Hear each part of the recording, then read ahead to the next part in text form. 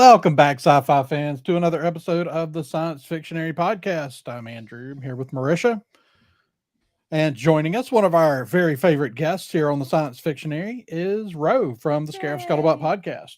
Woohoo! What's up, everybody? Yeah, glad to Well, have you. well, this is our first show. I think I joined y'all for Scarif Live a couple of weeks ago, but It's true. this is our first show of the new year. So, Oh, Yes, very we've nice, been very all nice. busy being sick and busy and stuff. So we're Yeah. finally back to life. Very nice, very nice. Well, I'm honored that you had me. yeah, so we're glad to be back and glad you're able to join us for our first show of the year. And we got a lot of stuff. We're really I'm working on David. We've got a lot of new stuff coming, and I'm trying to get Robbie back on the show. I'm working on like a 10 to 15 minute a week segment. I figure if I can't get Robbie to commit to a podcast, maybe I can get him to commit to a 10 to 15 minute segment a week. Sure. So we're working on that. We're working on a few things, and it's going to be a lot more content coming out of our shows this year. Very We're, nice. we're trying to convince our 21-year-old co-host that our podcast is also priority, along with his very serious long-term girlfriend. And in that order. We'll see. We'll let you know how that goes. Yeah. But now things are going good. We're glad to be here. So today we're here to talk about a show, though. We're here to talk about Willow. We normally, when this show was announced, I was very excited about it. I love fantasy storytelling.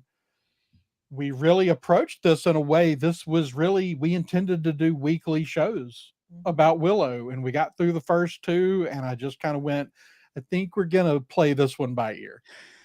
And I hated to say that, but I knew that if I did it every week, it would have just been 8 episodes of me complaining. Yeah, we did a Scarif Live with the first 2 episodes, and I don't remember what I said about it, but I certainly have thoughts now that the show's over. Yeah. And look, it's not all bad. Like there are some redeeming qualities to this show.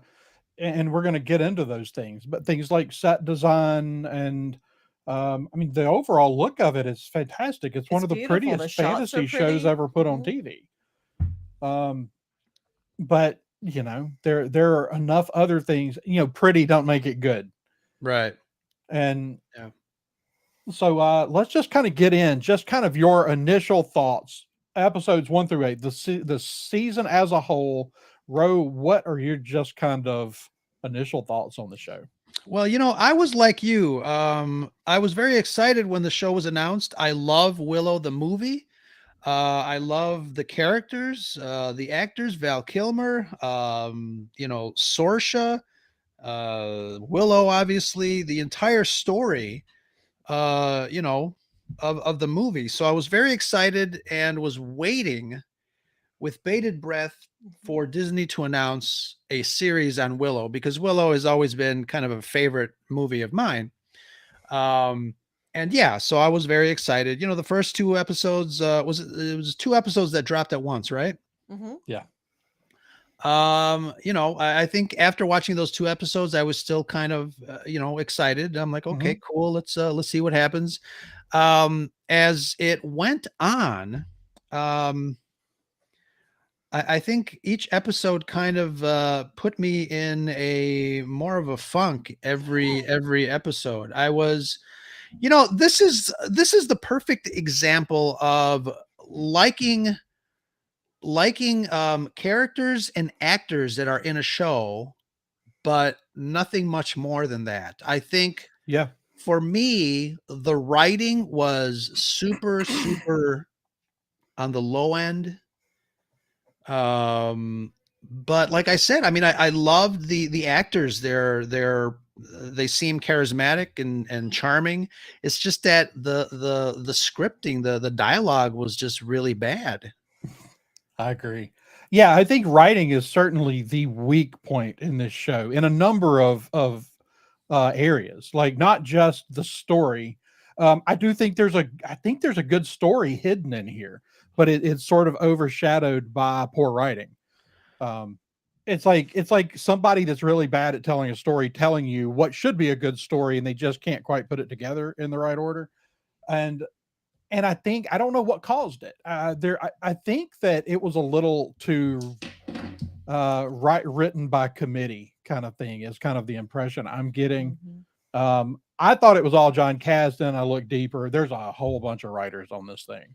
Yeah. And I it think they're appears they levered. wrote it kind of like, you know, you write a weekly sitcom where you've got this big room full of writers and everybody's throwing ideas against the wall, and it feels sort of disjointed because of that, I think. Mhm.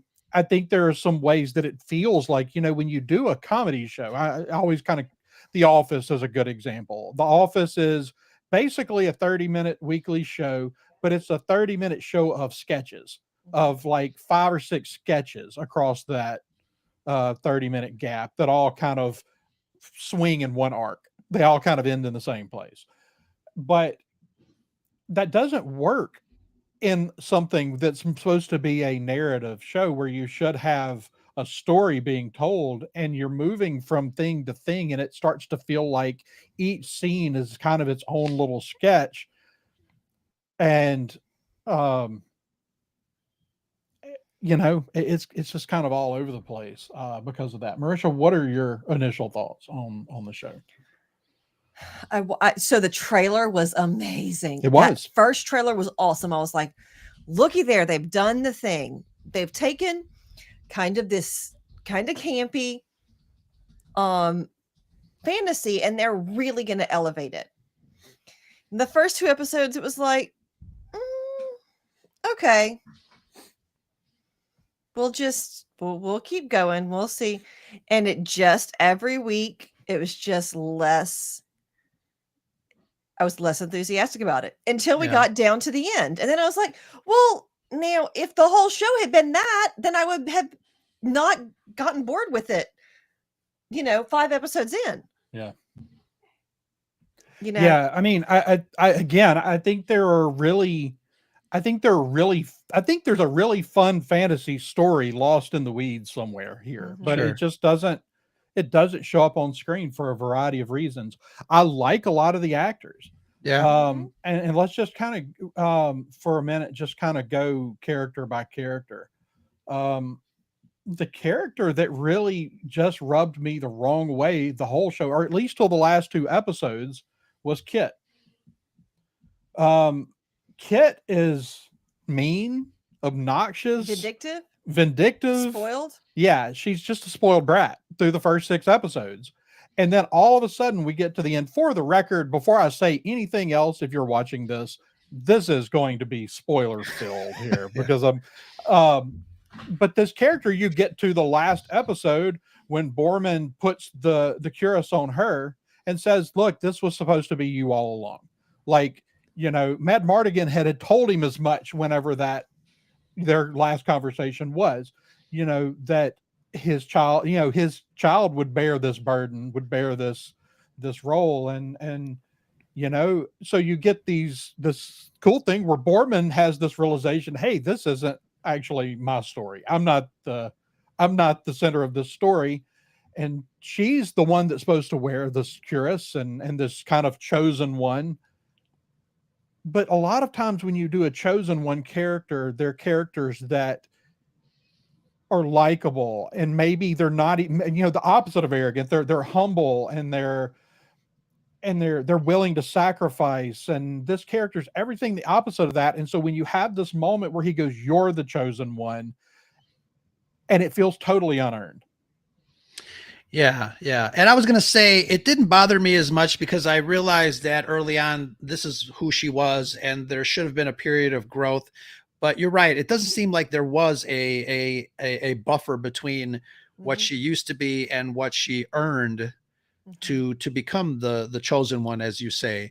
Yeah. And it I don't know. It's weird. You know, they were on this mission and then like the bulk of the middle was them like hanging out with pirates and doing stuff that, you know, it just took too long for the, and you know, I guess this is you know, story preference, but it just, to me, it seemed like it took too long to get to back on track, they had somewhere to go.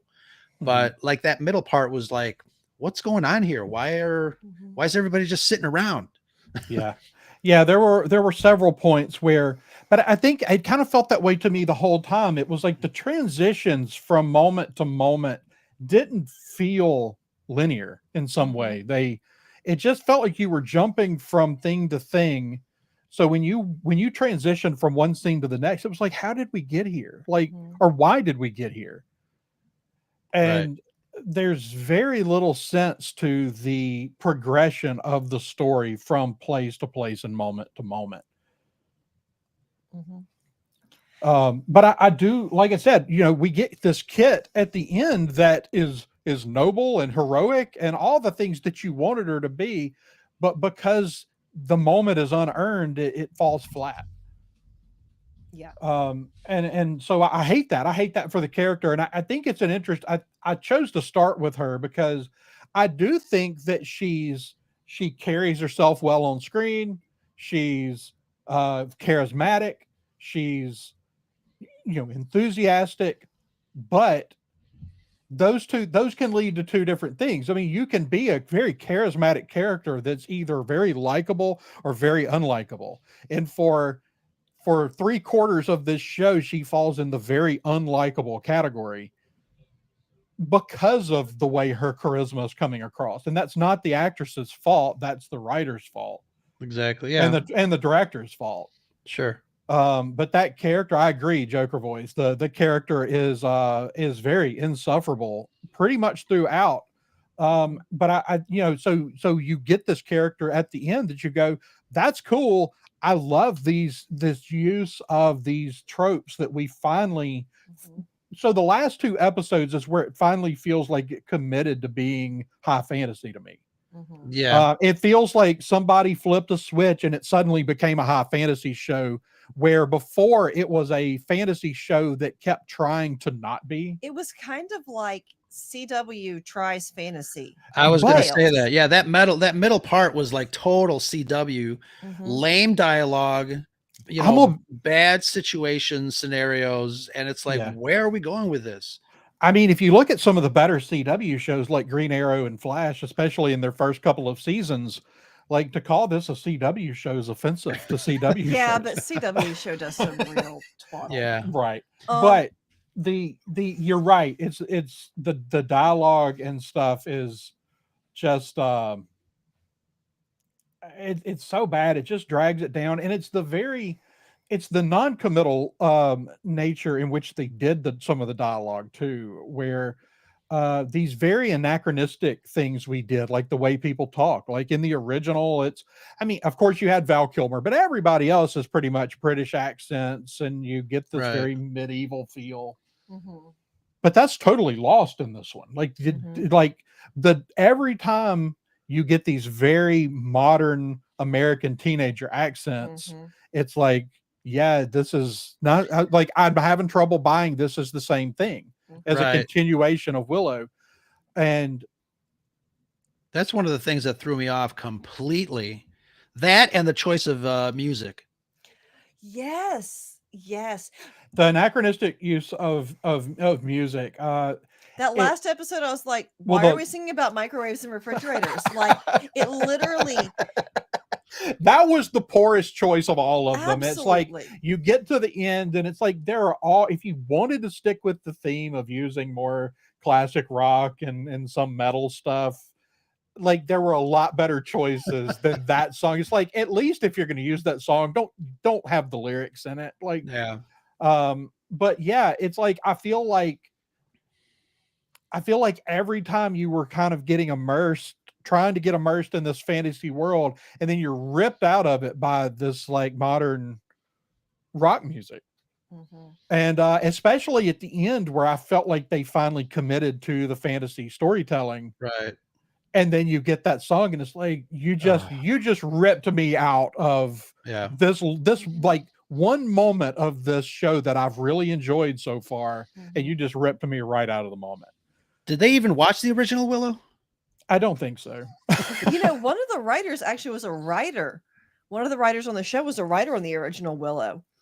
Um, And he did kind of make a comment in a Hollywood Reporter article that, yeah, the studio looked over our shoulders a lot, but it was great. Basically, it was like, mm, Yeah. doesn't seem so much, And a lot of people are like, oh, what? You're mad that teenagers are immature? You know what? Newsflash, people. Teenagers aren't universally 100% of the time assholes. They're just not. Well, also, like, it's okay to start a character in a place. You don't want to start all your characters in that place, though. Yeah. And I Yes. don't think, in fairness, I don't think they did. No. Because I Jade do was a think that much- Jade is a fantastic fantasy character. I think Yeah. that Jade was the one they weren't constantly going, look at this badass female warrior. She just was. She was just Yeah. there, and she was just the badass female warrior. Sure. Like, Yeah, we didn't have to make statements, but like, but I loved the character of Jade. Like, one of the highlights for me of the show was that character. And the other thing that I feel like they really love, there's tropes that they love to put, especially at the moment. It's like, we shall not fall into the love at first sight trope.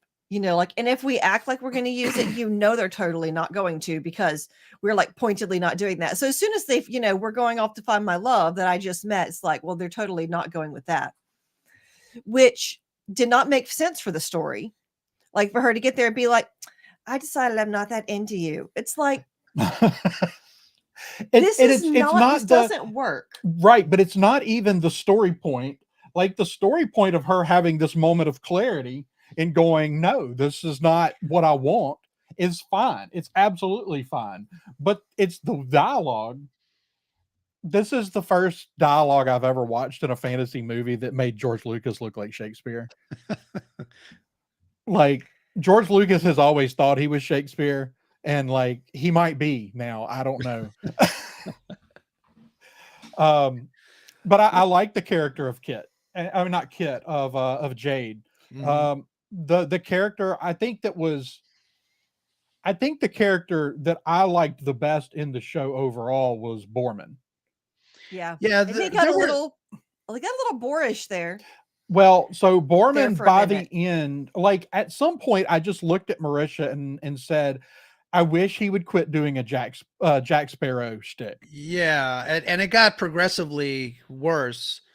It got progressively more of that shtick than what he started. And I don't know. At some point, I was just like, okay, enough already. He's like injecting like comedy, like in the middle of this for no reason for the most part. And again, I just think I liked all the actors. It's just that what they were given to do and read, it was just like, oh, I mean, there was even a part, I think in one of the last episodes where one of the CGI zombies, I forgot her character's name. I think she said a modern like swear word type thing. I wanted to make a note of it. Yeah. But when you joke around and you tell a buddy, what's up, biatch? It was something like that. Mm-hmm. And this is a zombie in a fantasy, kids thing. I'm like, Mhm. what? Right. Come on. Well, it was like, so when Alora and the Crone are fighting, and is that what it was? I think so. Yes. It's Yeah. towards the end. It It's was when like, she She said, first "Come and get appeared. me, bitch," or there something was a like Yeah, that. moment, something there like was that. a moment in there where I suddenly felt we were in the Army of Darkness universe, Yeah. like, where it was silly, and it was like, almost, it was campy silly. Mhm. And it was like, it was like something that would have come out of something like Army of Darkness, something it was very Sam Raimi. Actually, the Crone was kind of Sam Raimi-ish. Yeah. Which normally I would appreciate, but in a show where they're trying to be something more traditional, high fantasy, it seems out of place. Yeah. And it's like, like, it seems like they couldn't find the tone, a tone to stick with. And It's not just just kind for the of- whole show. They couldn't find a tone for any of the characters that they wanted to stick with. Correct. And that was one of the big problems, where it's like, there's a lot of moments with characters where you're going, I don't understand this character, because you can't look at any of these characters, and I don't know if they were intentionally trying to like avoid traditional archetypes, or what they're, I don't know what they were going for, but like they end up being kind of this mishmash of archetypes that doesn't really like, they're Mhm, kind of conflicting personality traits with some of them. mhm.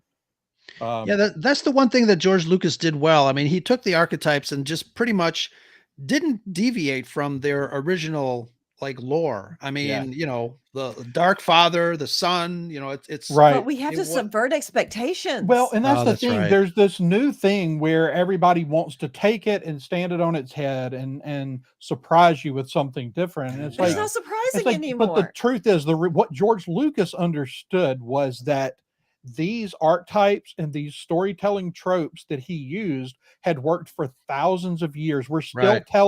We're still telling myths to this day Yep. that were written thousands of years ago, because they stuck to those tropes and archetypes, because they understood, because those archetypes have an air of reality about them. And they And have and they have an internal connection with not only the audience but just humanity as a whole. And I think that's one of the Exactly. biggest Yes. reasons they connect with a wider audience. I mean, Mhm. when you distill something like Star Wars, it's an adventure movie. Joker voice said it, the hero's journey. I mean, it's something that is so primal that it Mhm. works on every level, time and time again for hundreds yeah, and thousands of years, as you said. Yep. I mean, yeah. Because it appeals to who we are as humans, a very fundamental Yeah, part of who we sure. are as humans. And whenever you try too hard to subvert the story, the tropes, the expectations, then you just wind up with cookie cutter subversion. right.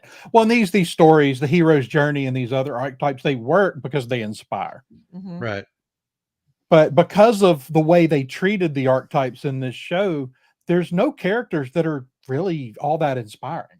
Now I And feel like Willow was the one character in the original that was inspiring. Like Mad Mhm, Mardigan is the rogue who we see him mhm, becoming this heroic. character Right. that Yes. becomes heroic.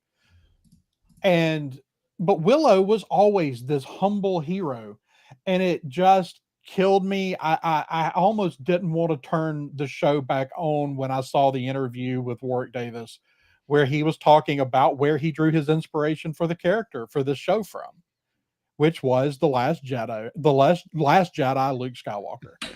Wah, wah, wah. There's a point in the middle of this series when I think it's Willow is talking with Laura Dannon. It's one of those sequences where there were he was teaching her, some spells or magic. And I remember rolling my eyes. He basically said that his power was a fluke. It was all by chance, and he really wasn't this great sorcerer, and he was just very lucky. Yeah. And Which I'm like, really, you're going to deconstruct him like that? yeah. And And by he the was. Go ahead. I'm sorry. Well, but by the end, you get this Willow that shows up and is the hero again. Like Mhm. he's come through this dark time, and when they did that, I was like, well, what does he mean by you know basing the way the character was on Luke Skywalker in the Last Jedi? And then I was like, oh, it's like this belief that when you grow up, you have to just kind of become a jaded asshole, and that and then maybe you'll have this moment to be the hero again. And that's what they did. And it's like it's like he walks away, he leaves, he goes to take care of his own thing with this last word spoken about, I just wasn't that good of a sorcerer. I was, never a powerful sorcerer. That's not me. It's like, That, why that why that's why like are we doing that that? was the most cheapest and laziest bait and switch in a story that I remember. Mhm. Um, it really it made no sense. I mean, they were trying to kind of pull the wool over your eyes. Oh no, Willow, stay, help them out. No, Mhm. I gotta take care of my thing. I gotta go back home. And then like you said, he shows up and it's like, ah, ha, ha, tricked you. Right. And then It's you super go, lazy. Well, what right. about And your then when you, family that you were so worried about? right. But then when you think back on it, you go, you let your friend die. Mm-hmm. You were so jaded about this, you let your friend die. Mm-hmm.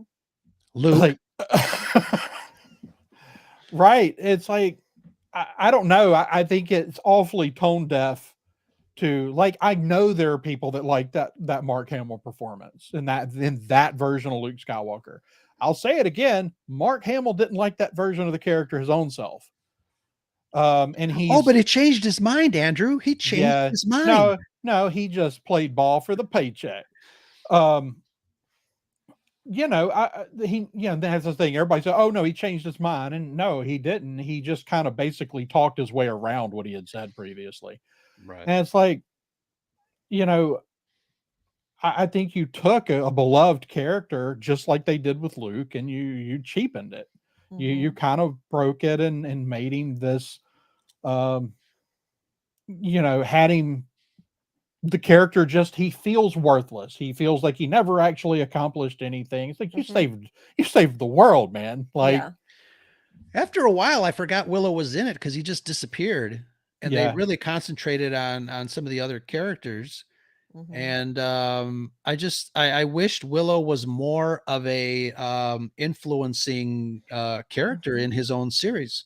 Mm-hmm. yeah. See, what I wanted Willow to be Gandalf. Mm-hmm. I wanted Willow to be this god that's bringing these new people into this world of magic and adventure.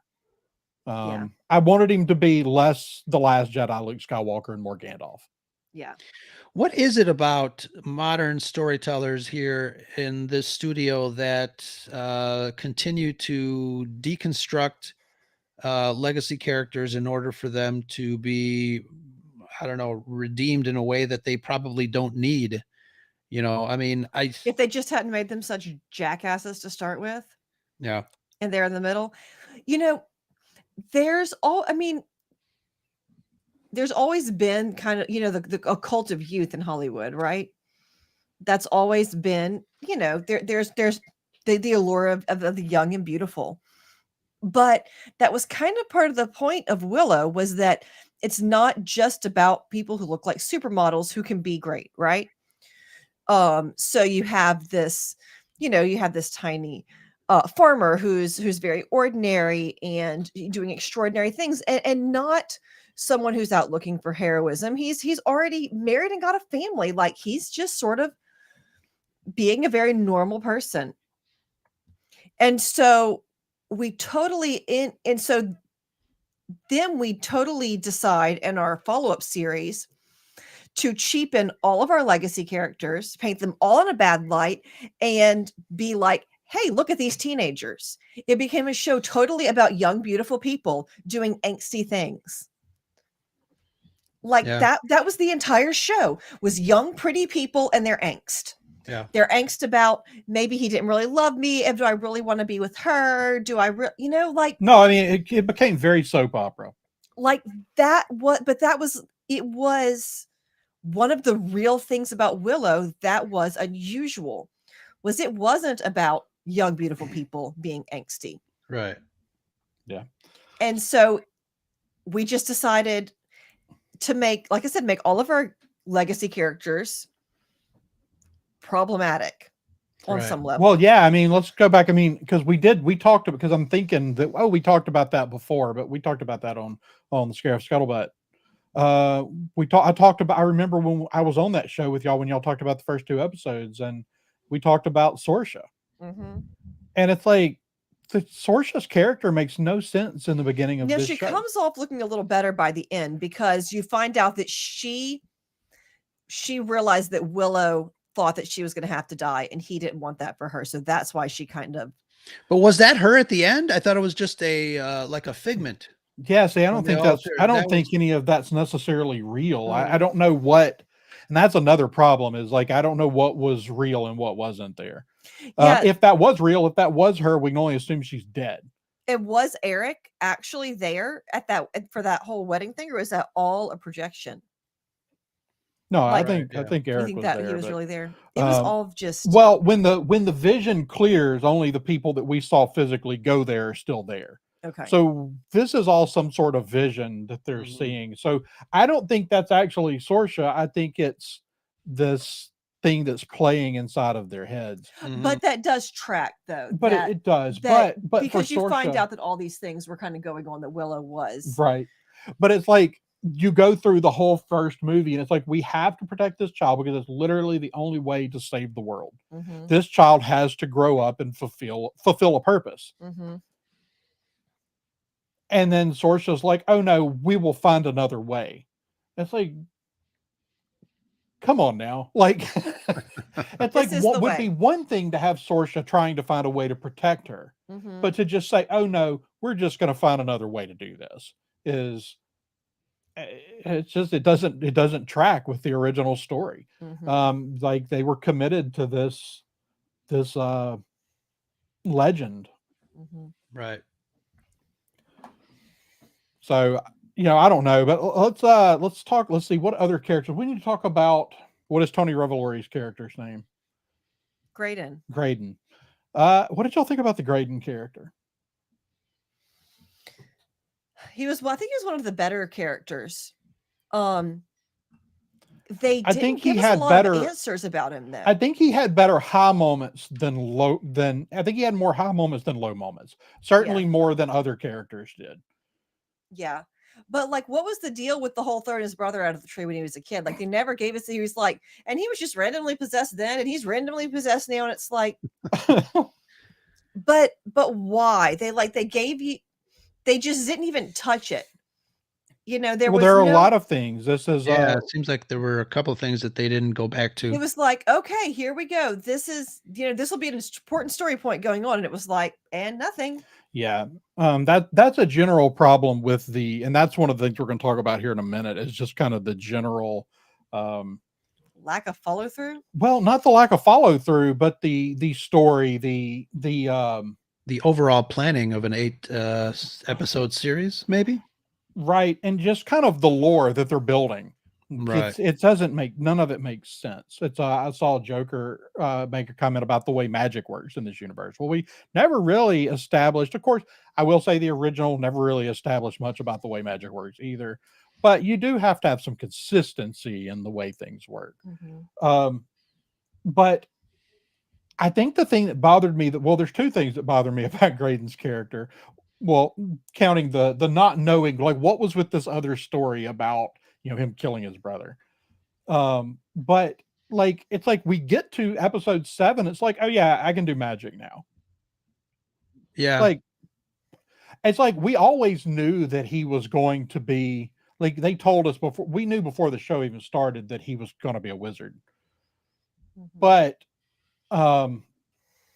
it's like we know that he's listening to what Willow's teaching Alora, where we know he's paying attention and he's actually absorbing it better than she is.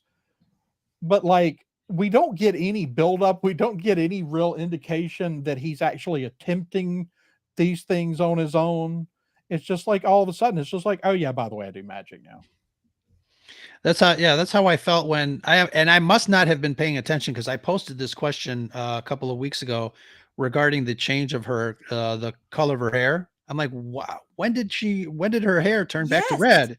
Right. Mhm. It's just randomly, I was like, okay, that's not how hair color works. Yeah, so I know what they were trying to do, and this is what I'm talking about where the transitions don't work. Mhm. We're supposed to be getting this idea of like how long they've been on this adventure.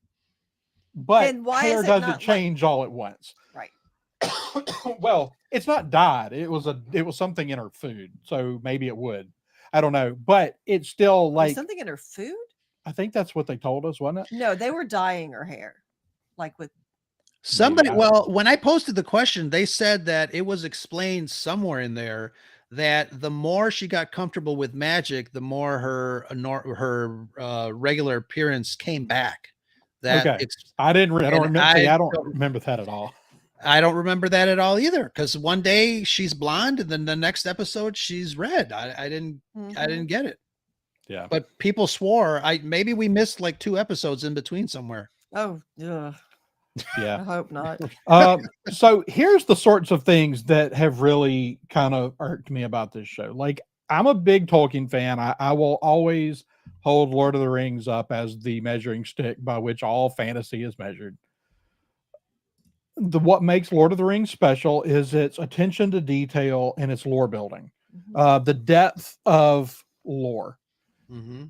This show just throws words, names of places, names of people, just Randomly. just pukes them out into the ether, and you go, what is that? Like, I don't know what that is. It turns out some of it is from these books that came out in, I don't know, the late 80s, early 90s that nobody ever read, and they don't even print them anymore. I was like, oh, there's books, I'm gonna go buy them. Well, turns out they're not very good, and you also were gonna pay hundreds of dollars if you want them. They're extremely valuable because they've basically did one printing. Oh Because wow. they were just that bad, huh? They just didn't sell. Yeah.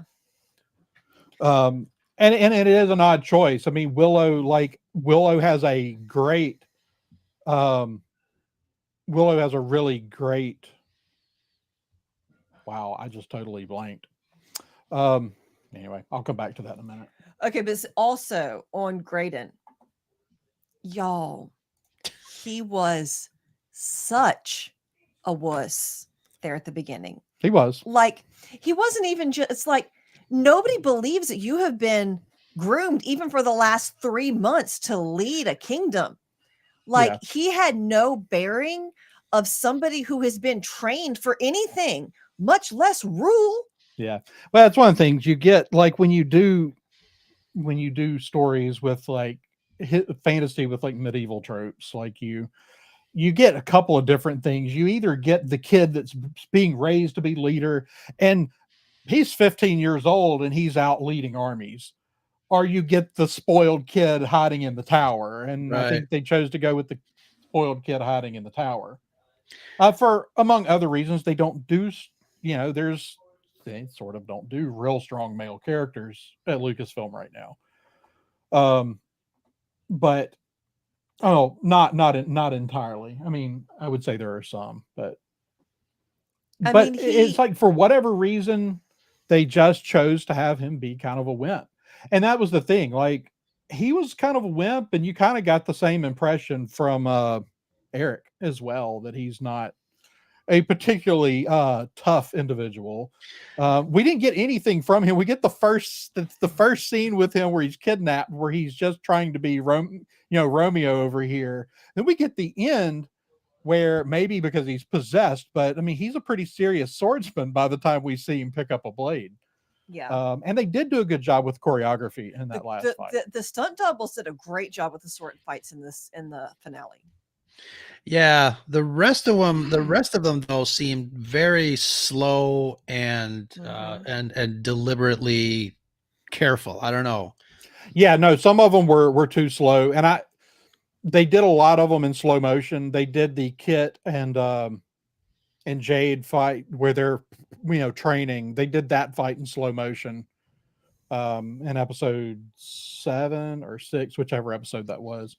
And so you do, I'm always leery of any time you see fights continuously slow down like that. Mm-hmm. It's like you're hiding imperfections. It was already slow, so you just slowed it on down, so it's just slow motion, and you can't tell exactly how slow the fight's actually happening. And it might be because it might be that the two actresses actually did the fighting in that, and it just wasn't up to par. It's clearly stunt doubles in those last fights. Yeah. I mean, and the fight scenes, all the other fight scenes in the earlier episodes were really dark. Like, you couldn't see Well, and anything. Again, that's they did like those nice are things backlighting we've and seen that stuff in on other this shows one. lately, where you want to hide imperfections in fight scenes. Yeah, you make it dark, you slow it down, or you pull in so tight that you can't. It's just see. A blur of movement. And I think when Eric got kidnapped, that was a lot of stuff was going on there. The smoke, the close-up shots. I'm like, what's going on? Yeah. Yeah. But I think for me, I wish they would have. I told you back when we talked about the first 2 episodes, I wanted more lore. I wanted some development in the lore. and I felt like not only did they not actually try to develop any real lore, they almost laughed at the idea. This show could have used a little. I'm not one that likes an overuse of exposition, but this could have used some exposition. We could have used some exposition to fill in the gap between the movie and this show. We could have used some exposition to kind of explain these kingdoms. And I mean, for goodness sake, to give us a map or something. But I don't know. I'm just, or a Val Kilmer re-speech Decker style narration at the beginning. Absolutely, something. You know, and they didn't have you know, not having Val Kilmer in it was kind of a bummer, but it's understandable. No, he was supposed to be in it. Like, he backed out apparently, like right at the last minute. Yeah, well, I mean, because you of know, COVID concerns, he's not very good health. Well, he had throat cancer, and I don't even know how much of his speech ability he's regained. Yeah, I mean, and y'all, whenever COVID hits a film set, it's like, that's it. Everybody's gonna get it. Yeah. You know, it's not like, you know, and I mean, it's anything, the flu, the stomach, whatever, you know, because everybody's working in such close proximity, even with people wearing masks and, you know, trying to make good decisions. If you're vulnerable, it's not the place I'd want to be. Well, Nick, even though you haven't seen it, we're very glad you joined us to listen to us talk about it. We love those watch minutes. I just heard you talk about that in the episode. You're like, I don't care if there's angry people in the chat. I love their watch minutes. Yep, absolutely. I will not say no to watch minutes. It's true. Okay, now the Bone Reavers. Were the Bone Reavers, they were from the original Willow, weren't they? Yeah, so the Bone Reavers are from the original Willow. The Trolls are from the original Willow. Trolls didn't talk much in the original. They didn't at all. Did they not at all? I think it was explained. Oh, see, I think this is one of the things from the books where from my understanding, the books, there are some very few trolls among the trolls that can speak. And they didn't speak like used car salesmen. It was so weird. Man. The trolls were so weird. That was one of the weirder moments. I did like what's her name? Last name's Waddingham, that played Hubert. The lumberjack that Alora meets in the forest. I was like, that's a fun fantasy character. It's very kind of Tom Bombadil. And she got Captain Phasmid. She did. It was like, you know, they did introduce some characters that are like, oh, that's a fun character. They're dead. Like, so I did feel like the Bone Reavers thing was a really weird decision, because they were like, and they, you know, they decorate with skulls, and they've got, you know, like they're like, but we're misused and misunderstood. And it's like, but there's that other new Hollywood thing where every bad guy is just a misunderstood person, you know? Right. Now it's like, sometimes just let your bad guys be bad guys, please. Yeah, and I thought, like, that kind of bothered, because they were like, oh, you know, they stole you and indoctrinated you, and it was like, it's like, you know, they're trying to make some kind of social commentary, but it's so muddied you're really not sure what they're saying.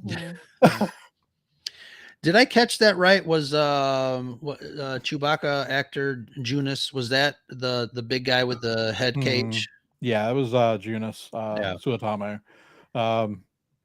Yeah, and they didn't. I mean, it's just this big bad guy that shows up a few times throughout the movie, but it's cool that, you know, they're still finding him work, because you know, I don't know if he's ever going to be like a face guy in movies. He's great. Like we met him at got to hear him talk at DragonCon a few years ago. He's really great. And he's one of those guys that seems like a nice guy. He's seems to be a really nice guy, and he's a terrific ambassador for whatever he's involved in. Yeah, absolutely. Even the sequel trilogy. Yeah. But yeah, I'm very, overall, I would say I'm very, very let down by this series. You know, based on the ending, I'm assuming that they're going for a 3-season arc. Right. Based on the 3 volumes. Yeah, because this was they were putting volume 1 back on the shelf. So Right. I am curious. I want to know who the character putting volume 1 back on the shelf was. Oh, let's I before don't Oh, think I know who not it thought is. through that well. who Who is it? It's I think it's going to end up being Mad Mardigan telling the story That'd be cool. to somebody. That'd be cool. My suspicion was, yeah, that would make a lot of sense. I'm curious to see if they work Warwick Davis's daughter back in some way in future seasons. Yeah, that was kind of cool that the family working together. I think she's a better actor than he is. Yeah. Yeah, he's not so much with the range.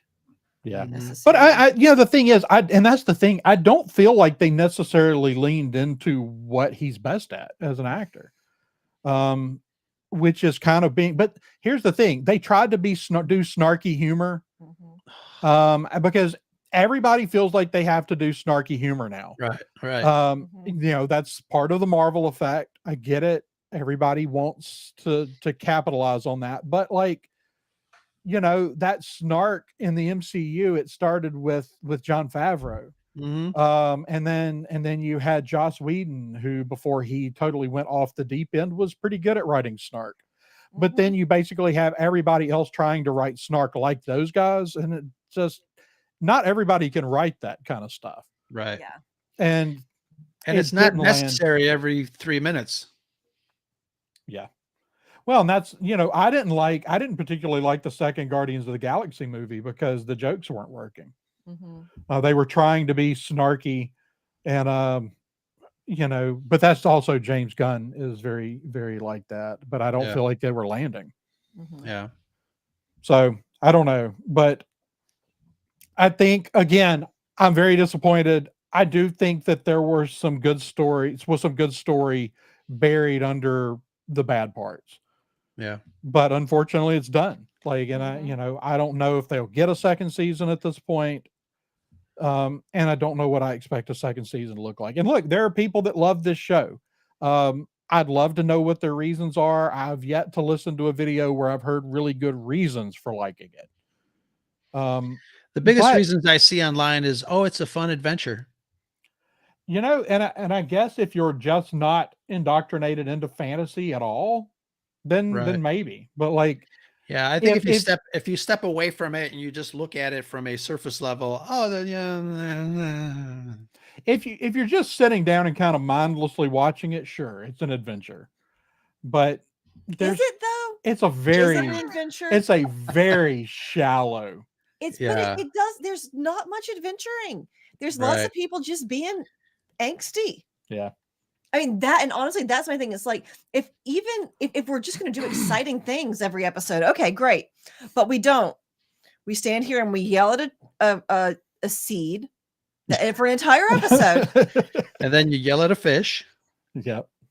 It's like there wasn't.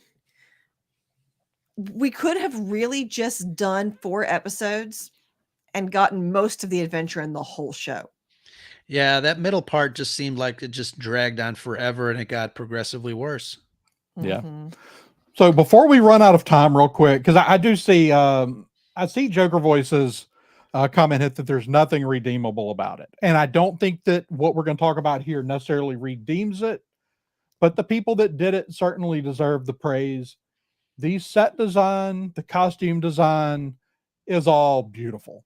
It's fantastic. It's really pretty. It is one of the most beautiful fantasy worlds ever put on TV, on screen, maybe on screen in general, not even TV. It is very well done. Unfortunately, like, what's the saying? That's lipstick on a pig. Right. Yeah. I mean, what are you going to do with that? Right. But I mean, do you have anything else to add to that? Because I know that's really more your thing, is like. Yeah, no, I thought it was beautiful. I enjoyed. I liked the way the show looked. I really did. I enjoyed except for the fights that were just really dark and confusing. I really enjoyed a lot of the aesthetics of it. the world was pretty, the world was interesting looking. It was all of the things, the work that they didn't do into all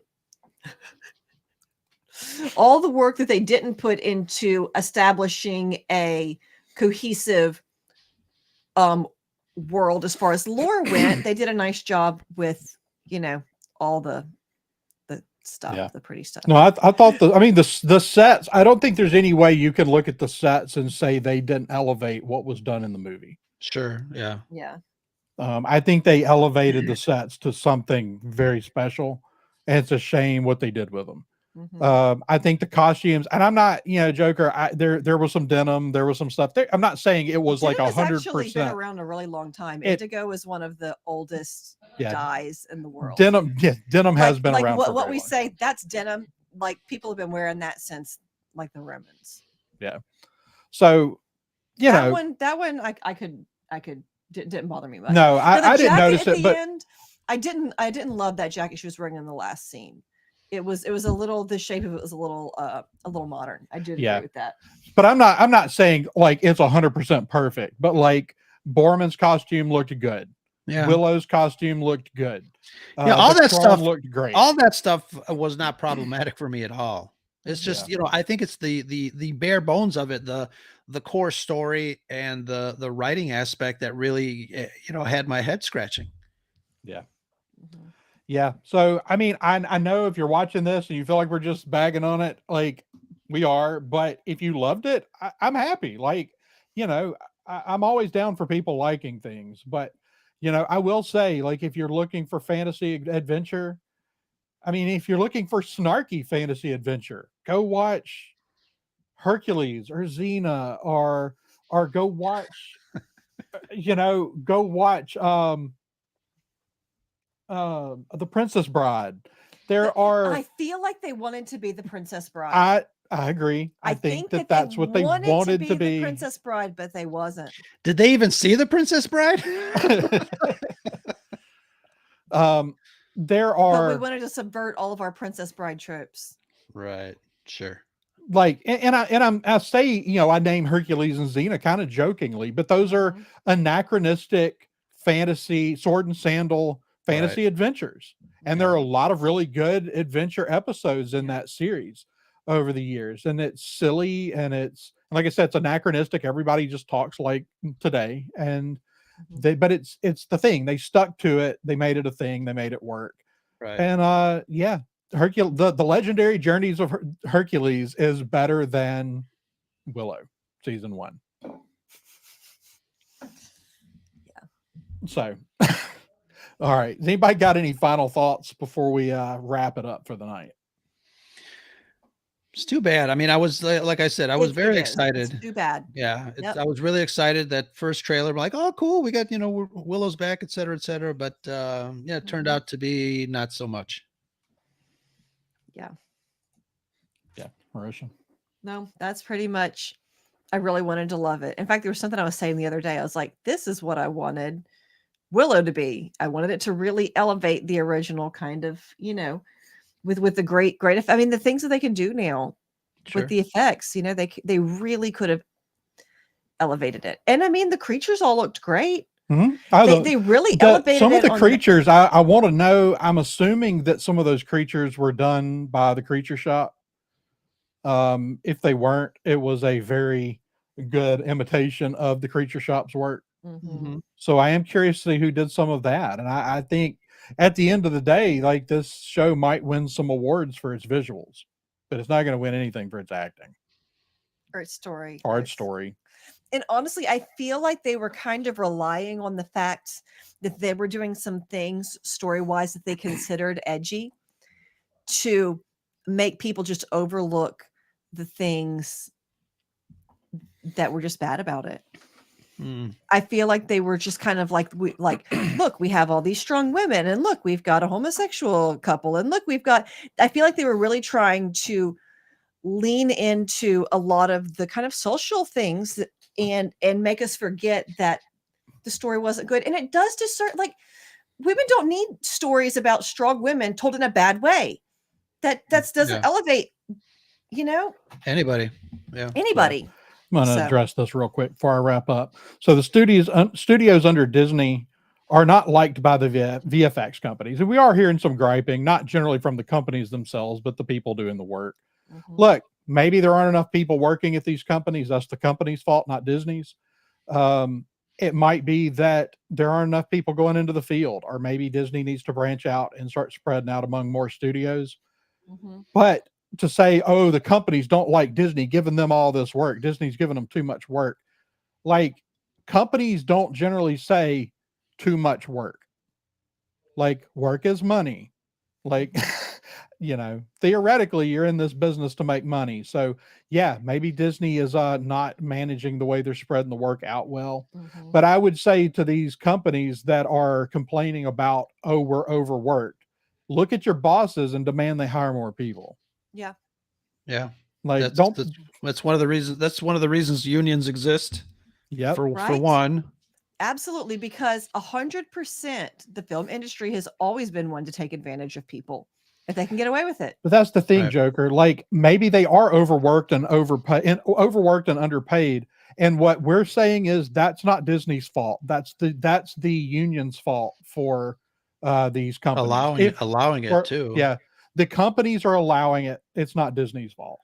If an artist wants to work for less than what he or she feels he deserves and does it and then complains about it, whose fault is that? Yeah. You can always say no to a job, and I know that's always scary, but it is what it is. Yeah. All right. Well, any other final thoughts before I wrap us up for good for the night? I'll take that as a no. All right. I think we've pretty much Yeah, done I all the think we've bashing covered we're it. going to do for tonight. All right. Well, thanks again for joining us to listen to us talk about Willow. I think that was the most negative I've ever been on a show, maybe even more than our airing of the grievances. Yeah. Yeah. And like I said, I didn't want to be This that will be way. one of my grievances this year. I And wanted I this to be think that's great. the reason I am kind of the way I am about this show, is that I really had high expectations. I really wanted it to be, legitimately wanted this show to be great. Yeah. I wanted a really good show, and I wanted to get season after season after season of it. Mhm. And I don't know what's going to happen with it now. But Ro, thanks for coming on for our first live show of the year. And before we go, let everybody know what you've got going on over on the Scare of Scuttlebutt. Absolutely. Well, yeah, thank you. We this week we are dropping an episode of a little show that happened back in the very early 70s. We took a deep dive with our friend Melanie and a new friend that we're talking about Space 1999. Oh. So that show is going to drop on Thursday. I dropped an episode today. We are doing a new kind of initiative called Crossover Connection. And on Tuesdays, I'm going to feature a new content creator that is not part of the Red 5 network, but some friends fun. that we've made, through the years of podcasting, some shows that we like. FSF Popcast had an interview with Sam Whitworth, and I popped that in our feed with a little introduction to tell people, to kind of tune in and follow that hashtag for more. We will actually be on their feed next week, the Nice. PFP podcast. And I submitted our 100th episode where Andrew, you and I, we were talking about the most influential films of all time, according to us. Mhm. Right. So hopefully we'll see some numbers come up on that episode. And for us, that still maintains to be the top downloaded episode in all of our catalog. So Awesome. really happy about that. It's so hard sometimes to figure out what's going to take off and do numbers. Oh yeah, exactly. But that one for some reason just took off. I've done episodes that I thought were just total throwaway episodes, and they're the ones that take off. It's like, okay. And it's one of the things that we're trying out, as kind of a sharing audience experience. So people that may not know their podcast kind of gets to know their show, and then their audience who's never heard of the Scare of Scuttlebutt podcast will kind of Mhm. come around. So hopefully, we'll be able to kind of cross promote and have fun. Awesome. Awesome. Well, we're going to be doing a lot more. Just to kind of give a heads up, what we're going to be doing on our show is we are cranking Coruscant Radio Underground back up. For if you only listen to the Science Fictionary podcast, like you might not even realize that we also have the Star Wars podcast on Coruscant Radio Underground. It really is all under. We started as a website, and it all started under the sciencefictionary.com, and so everything's going to continue to be under that umbrella. But between the two shows, we're looking to have content 5 to 6 days a week. Now that content is going to be a full-length audio podcast from each show, a full-length YouTube show, and then beyond that will probably be like Short stuff. shorts, 5, 10 minute, 15 minute, probably YouTube episodes. Quick thoughts, think pieces, that kind of stuff. So it's not going to be like 6 hours of content a week. It's going to be basically what we're already doing plus a few 10-minute pieces. Cool. But more stuff coming. And so we're looking forward to seeing where all that goes. Real quick, Marisha, do you want to let people know where they can find you online? You can't. I don't like the internet. And that's the Scuttlebutt. All right, guys. You can find me running the Twitter account for this show at @sci_fictionary. You can find the Science Fictionary podcast and Coruscant Radio Underground wherever you listen to podcasts. Coruscant Radio Underground YouTube does air on this channel under the Science Fictionary banner. You can find our podcast as well as all of the rest of the Red 5 Podcast Network at Red 5 Network on Twitter and at Red 5/BioLink. Is that all right? No, bio.link slash. There we go. There we go. I hadn't done it. It's been too long since I said it. So yeah, check out all of the Red 5 podcasts. There's a lot of podcasts. There's a lot of content comes out every week, and there's a lot of really, really good stuff over there. It's true. All right, guys. Until next time, thanks for joining us in the chat, and may the Force be with you. This podcast is a member of the Red 5 Network. For more Red 5 Network podcasts and content creators, visit bio.link/Red5.